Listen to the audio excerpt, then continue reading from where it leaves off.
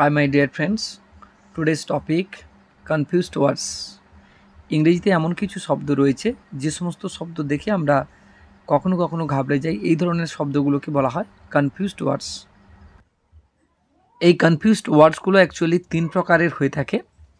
First one homograph, second one homonyms, third one homophones. এই তিন ধরনের কনফিউজড ওয়ার্ড সম্পর্কে আজকে তোমাদের সঙ্গে আলোচনা করতে চলেছি এবং ডিটেলস বিষয়গুলো তুলে ধরছি, অ্যাটেন্টিভলি শুনবে।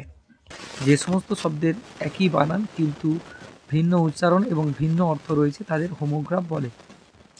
এক্সাম্পল দেখতে পাচ্ছ তোমরা, BOW বো, বানানটা BOW বো, বো মানে তীর ছোঁড়ার ধনু। BOW বাউ, উচ্চারণটা আলাদা হয়ে গেছে। বাউ মানে হচ্ছে অভিবাদন করার জন্য নুয়ে পড়া। চলে আসছি হোমোনিমস, সমচ্চারিত ভিন্নার্থক শব্দ। কাকে বলে? যে সমস্ত শব্দের একই বানান এবং উচ্চারণ কিন্তু ভিন্ন ভিন্ন অর্থ এবং উৎপত্তি রয়েছে তাদের হোমোনিমস বলে। Example can, CAN, can, can মানে পাত্র, CAN, ক্যান মানে পার।